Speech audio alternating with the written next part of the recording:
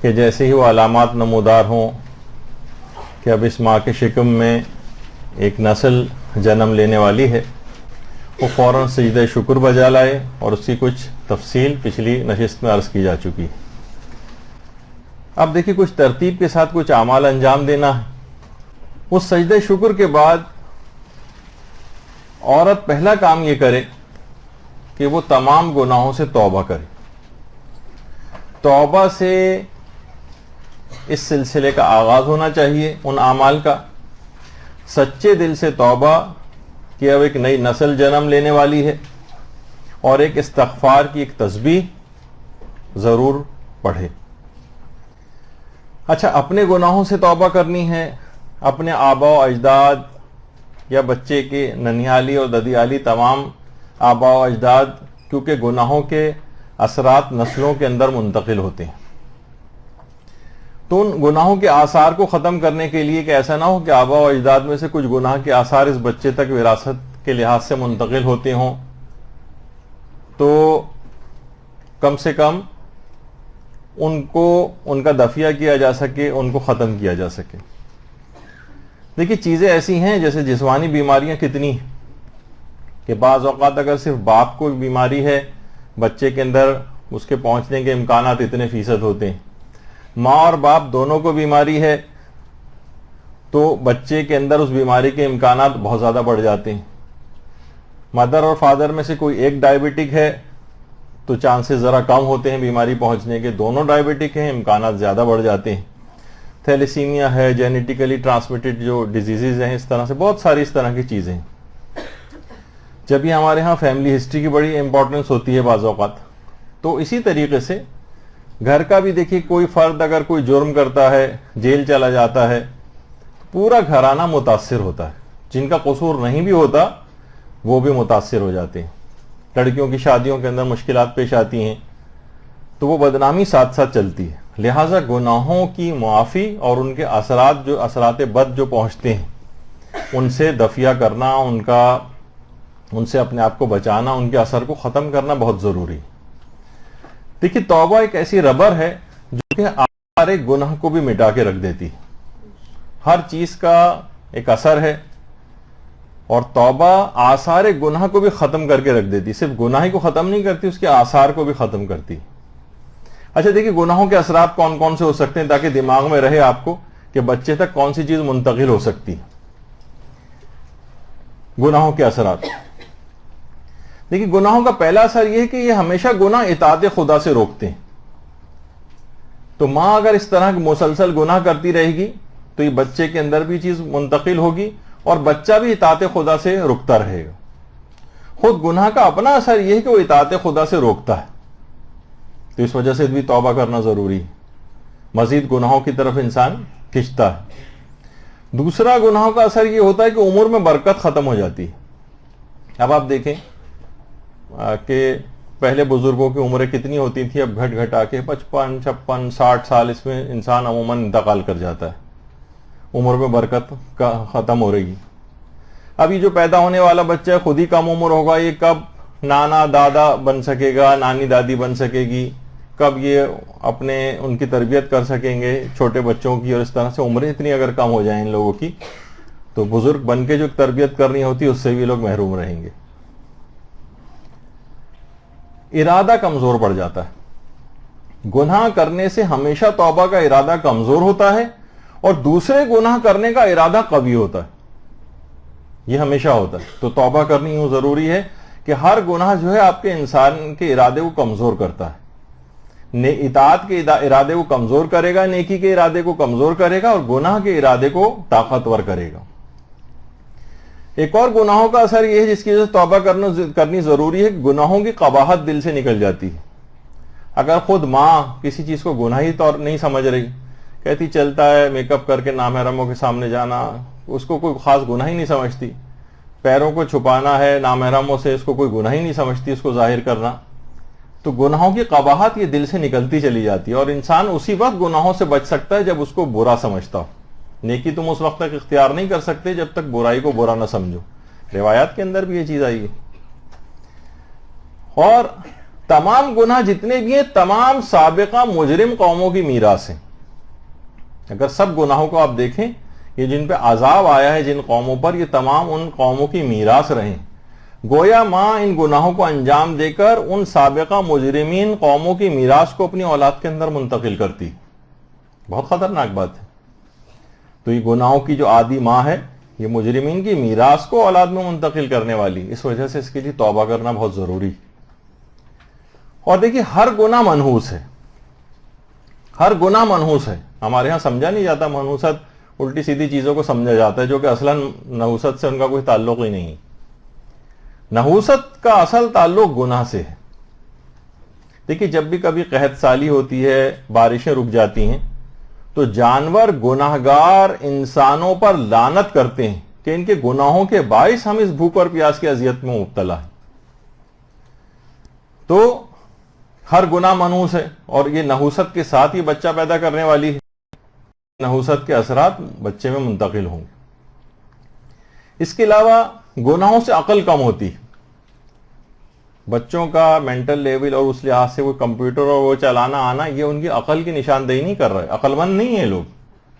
ہاں کچھ چیزیں چلانی سیکھ لی ہیں، وہ تو اس کا تعلق اتنا عقل سے ہوتا بھی نہیں. تو گناہ کرنے سے ہمیشہ عقل کم ہو جاتی، عقل کم ہوتی.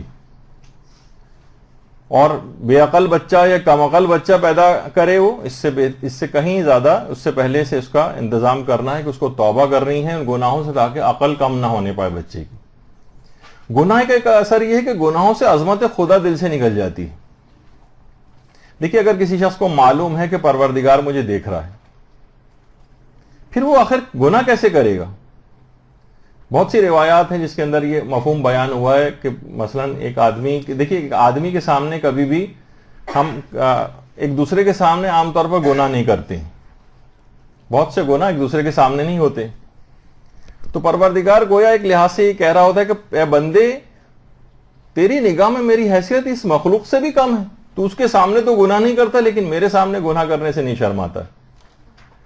خود گناہ کرنا اس بات کی دلیل ہے کہ اس کے دل میں عظمت خدا نہیں.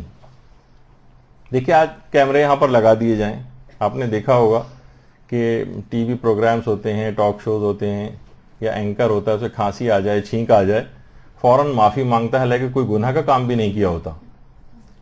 لیکن کیا ہے کہ اسے کہ سب لوگ مجھے دیکھ رہے ہیں. تو پروردگار عالم سب کو دیکھ رہا ہے، پھر یہ گناہ کیسے کر رہا ہے؟ اس کا مطلب ہے کہ یہ اس کی عظمت پروردگار کی اس سے واقف ہی نہیں. یعنی خود گناہ کرنا اس بات کی دلیل ہے کہ اس کی شخص کے دل میں عظمت خدا نہیں پائی جاتی. تو یہ تمام اثرات گناہوں کے یہ اس پیدا ہونے والے بچے کے اندر منتقل ہوتے جاتے ہیں. اور دیکھیے اس سے پہلے بھی ایک درس میں نے بیان کیا تھا، آیت اللہ دستغیب کا ایک جملہ ہے کہ تقریر میں مقرر کے اثرات ہوتے ہیں اور تحریر میں محرر کے اثرات ہوتے ہیں. میں اگر برا ہوں تو تمام جو اثرات بد میرے اندر پائے جاتے ہیں وہ میں اپنے سامعین میں منتقل کرتا ہوں. اور اگر کسی میں کوئی اچھائی پائی جاتی ہے، کوئی اچھا مقرر آتا ہے اور آپ اس کو بیٹھ کر سنتی ہیں، تو تمام نیک اوصاف وہ حاضرین میں منتقل کرتا ہے. تحریر آپ بری تحریر پڑھتی ہیں تو گویا وہ جو لکھنے والا ہے وہ اپنے اثرات بد منتقل کرتا ہے، کیونکہ تحریر میں محرر کے اثرات ہوتے ہیں. تو یہ چیزیں ساری کاؤنٹ کرتی ہیں. یعنی لکھی ہوئی چیز بھی اثرات منتقل کرتی ہے، کہی ہوئی چیز بھی اثرات منتقل کرتی ہے، گناہ بھی اثرات منتقل کرتے ہیں. یہ تمام فیکٹس ہیں. تو دیکھیے کتنی ہی روایات میں یہ بات آئی ہے کہ پیغمبر اسلام ختمی مرتبت صلی اللہ علیہ وآلہ وسلم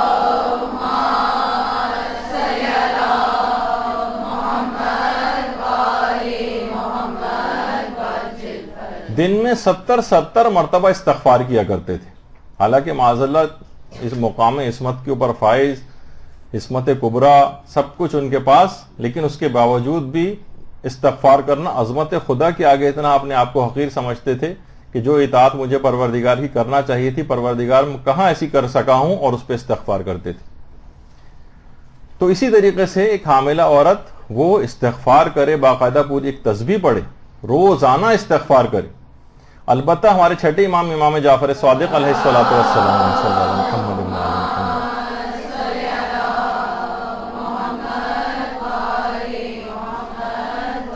وہ فرماتے ہیں کہ اگر کوئی شخص روزانہ، اور اگر یہ ہر نماز کے بعد ہو جائے تو کیا کہنا، اور بہت سی تعقیبات نماز کی کتابوں میں بھی یہ دعا آپ کو مل جائے گی. یہ جو دعا ہے اس کے متعلق امام فرماتے ہیں کہ اگر کوئی شخص اس کو روزانہ پڑھے تو خدا اس کو روزانہ اس دعا کو پڑھنے کے نتیجے میں 45 لاکھ نیکیاں اس کے نامہ اعمال میں لکھے گا، 45 لاکھ گناہ ہر دفعہ اس کے معاف ہوں گے، اور 45 لاکھ درجات اس کے بلند ہو گئے، اور گویا وہ روزانہ 12 ختم قرآن کرنے کا اس کو ثواب ملے گا.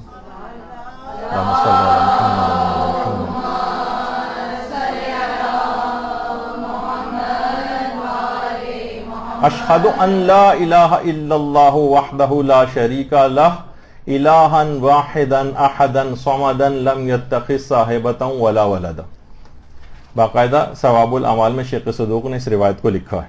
45 لاکھ تو نیکیاں ہر دفعہ، 45 لاکھ گناہ ہر دفعہ معاف ہوں گے. توبہ کرنے کے حوالے سے دیکھیں کتنی طویل گناہوں کی ہماری ایک فہرست ہوتی، تو ہر دفعہ تو یہ حاملہ اگر اس کو پڑھتی رہے تو اس کے گناہ مسلسل اس دعا کو پڑھنے کے نتیجے میں معاف ہوتے رہیں گے، درجات بلند ہوتے جائیں گے، اور 12 ختم قرآن کا ثواب اس کو ہر دفعہ پڑھنے پر ملے گا. ہر نماز کے بعد اس کا اگر ورد کیا جائے تو توبہ کے لحاظ سے بھی بہت مفید ہے. اچھا، دوسری ایک اور چیز وہ بھی ہمارے چھٹے امام امام جعفر صادق علیہ الصلوۃ والسلام نے بتائی ہے.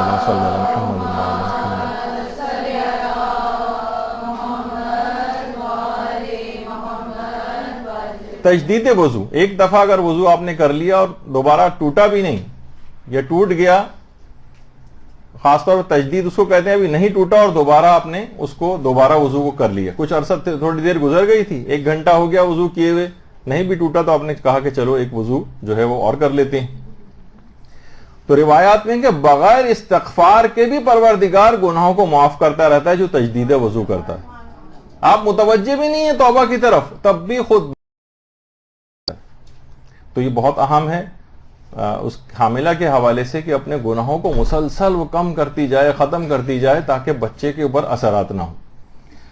اور توبہ ہی کے حوالے سے ایک بہت ہی بہترین جو کہ ایک ذکر ہے، اس کی حاملہ اکثر تکرار کرے، زیادہ تر اوقات میں تکرار کرے، اور وہ ہے ذکر لا الہ الا اللہ. ہمارے پیغمبر اسلام ختم مرتبہ صلی اللہ علیہ وآلہ وسلم فرماتے ہیں،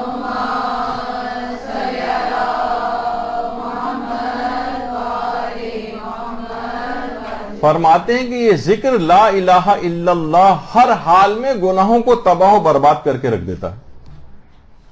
اور فرماتے ہیں کہ یہ ذکر تو نہ صرف زندگی میں بلکہ موت کے وقت، بلکہ دوبارہ اٹھائے جانے تک انسان کا مونس و مددگار ہے. یہ ہر وقت اس کا ذکر کرتے رہنا چاہیے، اتنا بہترین ذکر ہے. اور روایات کے اندر یہ بھی چیز آئی ہے کہ جب بھی انسان ذکر کرتا ہے لا الہ الا اللہ تو جتنے بھی اس کے گناہ ہوتے ہیں ان کی تعداد کے برابر نیکیاں اس کے نامہ اعمال میں اضافہ ہوتی رہتی ہیں. اور یہی وجہ ہے کہ علامہ سید محمد حسین طباطبائی ان کے متعلق ملتا ہے کہ ہر وقت ان کے ہونٹ ذکر خدا میں مشغول رہتے تھے. اور ان کے اندر خصوصیت کے ساتھ ایک ذکر اور ہوتا تھا جس کو کہتے تھے، فرماتے تھے، علماء نے بھی اس کو لکھا ہے کہ وہ ذکر لا الہ الا اللہ کی بہت ہی زیادہ کثرت سے اس کا ورد کرتے تھے. اور علماء یہ بھی فرماتے ہیں کہ یہ واحد ذکر ایسا ہے کہ آپ نہیں چاہیں کہ لوگوں کو آپ کا ذکر اور اذکار کرنا پتہ چلے. یہ واحد ذکر ایسا ہے جس میں ہونٹوں کی اور زبان کی حرکت بھی ضروری نہیں ہے، آپ تجربہ کر کے دیکھ سکتی ہیں، بغیر حرکت کے بھی پڑھا جا سکتا ہے. تو یہ بہت ہی اہم چیز ہے. اور یہ تو صرف یہ کہ ان اذکار اور دعاؤں کے نتیجے میں اپنے آپ کو، اپنے گناہوں کو معاف کروائے وہ، اور جو قابل اصلاح چیزیں ہیں ان کی اصلاح بھی کرے. مثلا ظاہر ہے کہ خالی فقط یہ زبانی اس قسم کی توبہ بہت سے گناہوں میں کافی نہیں ہے. بہت ساری نمازیں قضا ہیں اس کی، وہ اپنی کچھ نہ کچھ قضا نمازیں بھی اتارنے کی کوشش کرے. بہت سے گناہ ایسے ہیں جو فقط صرف زبانی معافی نہیں ملتی ہے ان کی استغفار کرنے سے، عملی طور پر ان کی قضا بھی انجام دینا ہوتی ہے، تو اس کی طرف بھی متوجہ رہے. امانتیں اگر کسی کی رکھی ہیں تو وہ واپس کرے، قرضے اگر کسی کے لیے ہوئے ہیں تو وہ واپس کرے. ان سابقہ گناہوں سے پاک صاف ہو کر ایک پاکیزہ زمین میں بچے کی تربیت کا آغاز کرنا ہے. اس وجہ سے کہا کہ شکر خود پروردگار کے بعد اس کو چاہیے کہ وہ استغفار کی ایک تسبیح پڑھے، کچھ خصوصیت کے ساتھ کچھ استغفار ان کو ورد میں رکھے، اور جو قابل اصلاح چیزیں ہیں جو ان میں عمل کرنا پڑتا ہے تب ان کی معافی ملتی ہے، قضا چیزوں کی ادائیگی ان کا اقدام کرنا شروع کرے. برحمتك يا أرحم الراحمين وصلى الله على محمد وآله الطاهرين